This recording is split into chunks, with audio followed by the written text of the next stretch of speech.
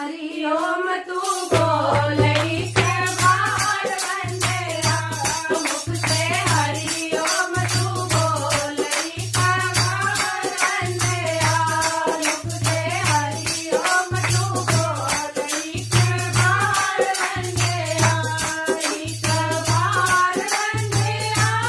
बारंबार वंदे एक बार वंदे बारंबार वंदे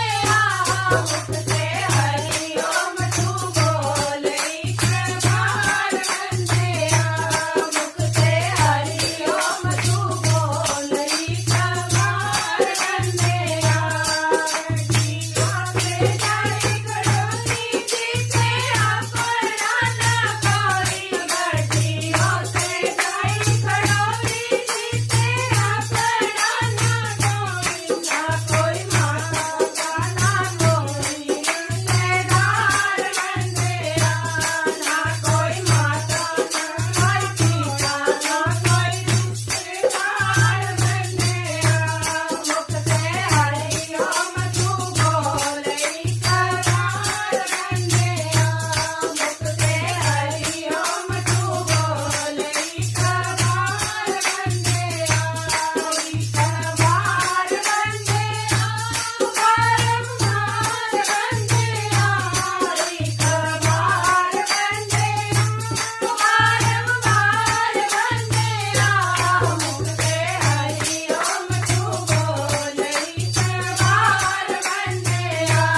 मुख से हरि ओम तू बोल एक बार वंदे तैनू धर्मराज ने पढ़ना पढ़ के जमा हवाले करना तैनू धर्मराज ने पढ़ना पढ़ के जमा हवाले करना तेरी अर्ज किसे ना सुननी तेरी मार वंदे तेरी अर्ज किसे ना सुननी तेरी मार वंदे मुख से हरि ओम तू बोल एक बार वंदे मुख से हरि ओम तू बोल एक बार वंदे एक बार वंदे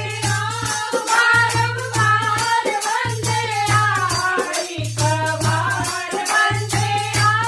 बारंबार वंदे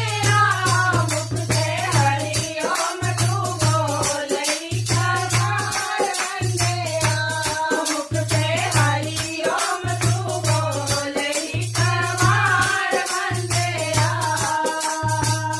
जयकारा कृष्ण कन्हैया जी दा बोल सच्चे दरबार की जय।